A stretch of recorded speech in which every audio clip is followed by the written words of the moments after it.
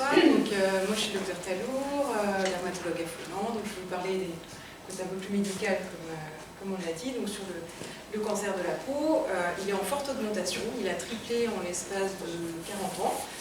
Et notamment en Bretagne, on découvre avec cette carte qu'il y a une surmortalité, plus 30% dans le Finistère. On n'a pas tous les facteurs pour l'expliquer, mais effectivement, la peau claire des Bretons, les UV qui parfois ici sont un peu cachés avec le vent, la fraîcheur, on s'expose plus. Les gens ont des activités aussi nautiques, maritimes, donc il y a un ensemble de facteurs qui expliquent qu'il y a un peu plus de cancer de la peau chez nous. Donc là, je vous ai mis une petite coupe de la peau, de l'épiderme, la peau superficielle, coupée comme ça. Donc on voit qu'il y a des kératinocytes. Les kératinocytes, c'est ce qui fait les briques de la peau en fait. Et il y a également des mélanocytes qui sont un autre type de cellules. C'est les mélanocytes qui produisent la mélanine. Et la mélanine, c'est ce qui fait le pigment. Donc les peaux plus ou moins foncées ont plus ou moins de mélanine.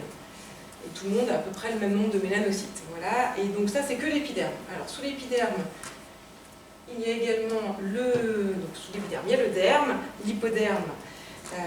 Et là, on retrouve les cellules de la peau dont je vous parlais. Donc, le mélanocyte, c'est ce qui fait, quand les mélanocytes sont groupés ensemble, c'est ce qui fait le grain de beauté. Et si le mélanocyte, sous l'action des UV et d'autres facteurs, on va dire, a des dommages, il peut se développer un mélanome, qui est le cancer de peau. C'est environ 10% des cancers de peau, donc c'est pas le cancer de peau le plus fréquent, mais potentiellement il peut être grave. C'est pas grave s'il est dépisté tôt, on les retire et il a un bon pronostic, mais potentiellement c'est aussi le cancer de peau qui peut donner, aller dans les ganglions, aller dans les organes et faire un cancer effectivement plus grave. Il y a d'autres types de cancers de peau, dérivés des kératinocytes, donc les autres types de cellules qui peuvent donner donc, le carcinome basocellulaire. Lui est un cancer de peau, on va dire, moins grave parce qu'il reste superficiel sur la peau. Il ne va pas en profondeur, il ne va pas dans les ganglions, mais il est fréquent. C'est 70% des cancers de peau et il est quand même embêtant puisque ça nécessite des interventions chirurgicales. Ça peut quand même créer des plaies sur la peau. Enfin, voilà, donc c'est un autre type de cancer de peau. Et enfin, le dernier type fréquent, on va dire, environ 20% des cancers de peau, c'est le carcinome spinocellulaire ou épidermoïde, qui est également dérivé des kératinocytes et qui, lui, peut également se développer dans certains cas dans les ganglions et être un peu invasif. Donc, voilà à peu près pour les cancers de peau.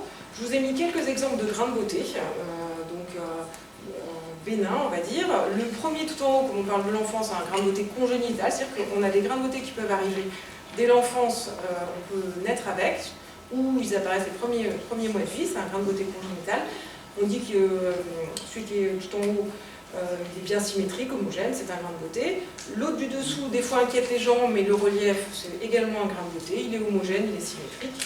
Et là, juste pour vous montrer un petit exemple de mélanome, c'est plutôt une tache de plusieurs couleurs, donc pas symétrique. Voilà. Les carcinomes, eux, parfois, passent inaperçus parce que ça me fait pas mal, le cancer de peau, donc c'est ça qui est aussi est piégeant, c'est qu'en fait, les gens ne le sentent pas.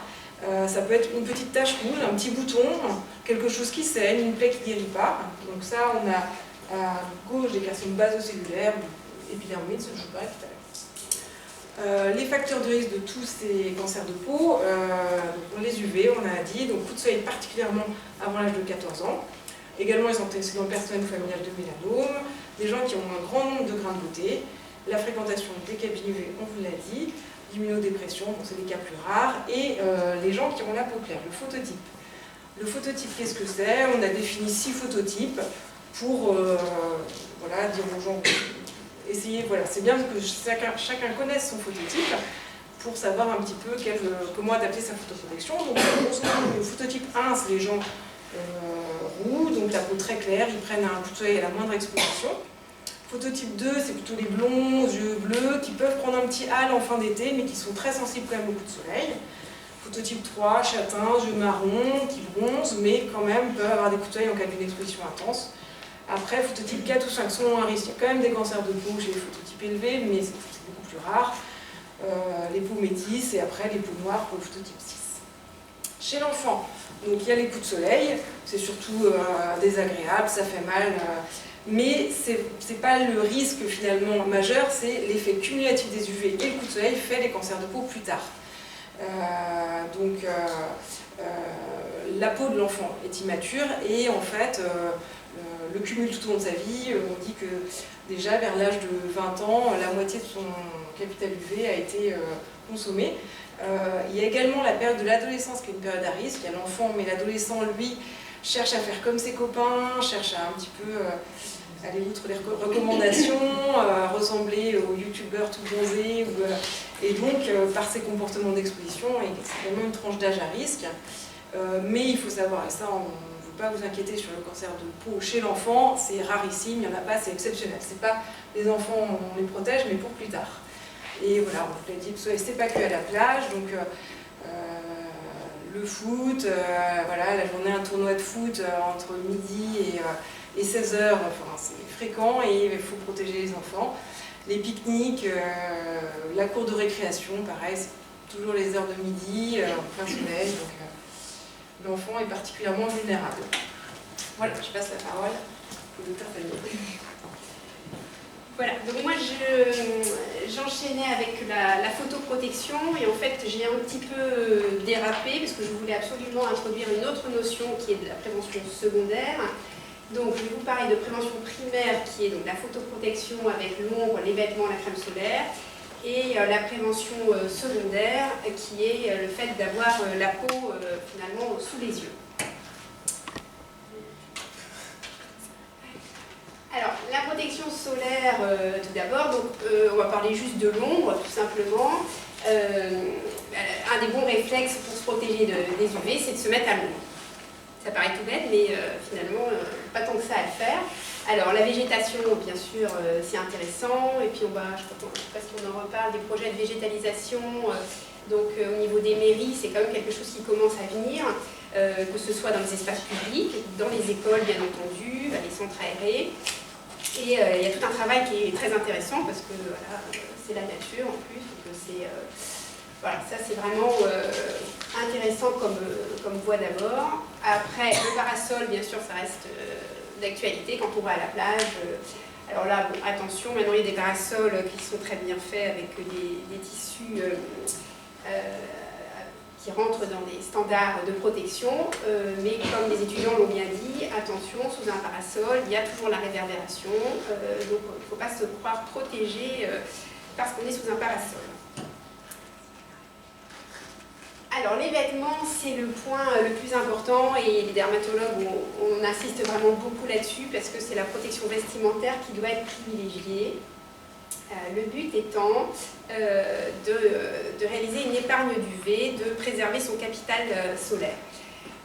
Donc il faut voir vraiment la peau dans son ensemble et imaginer que si on protège un petit bout de peau, c'est déjà ça. Si je donne l'exemple d'un randonneur par exemple, si on dit que notre peau c'est 100%, on part en randonnée, si on décide de mettre un chapeau, des manches longues et puis bon, un short qui va jusqu'aux genoux, on va protéger, on va laisser 20% de peau, c'est toujours ça de gagner. Et finalement, sur cette notion de capital solaire, c'est toi que tu parles de la pile après, donc on reviendra dessus. Voilà, l'idée c'est d'épargner. Alors des fois, moi je dis même aux patients, c'est comme le compte en banque, c'est comme les sous, il faut épargner, on essaye petit à petit. Voilà. Alors, la vitamine D, parce que c'est quelque chose de récurrent, les patients quand on leur dit ça, oui, mais la vitamine D c'est important, le soleil, bon, d'accord. Effectivement, pour synthétiser la vitamine D de façon efficace pour nos organismes, il faut l'intervention des UV. Mais là, on a révisé pour vous donner une bonne information. Pour les phototypes clairs en Bretagne, 5 à 10 minutes par jour, main, avant-bras, tête suffisent. Finalement, ce qui est peu. Après, quand c'est les mois d'hiver, peut-être qu'il y a des suppléments, les médecins généralistes prescrivent de la vitamine D, mais en tout cas, toute la belle saison, on a largement assez rien qu'en marchant dans la rue. Alors la crème solaire, elle vient en dernier, puisque la crème solaire, si vous avez bien compris mon exemple du randonneur, elle vient que sur ce qui dépasse. L'indice, il est recommandé un 30 minimum.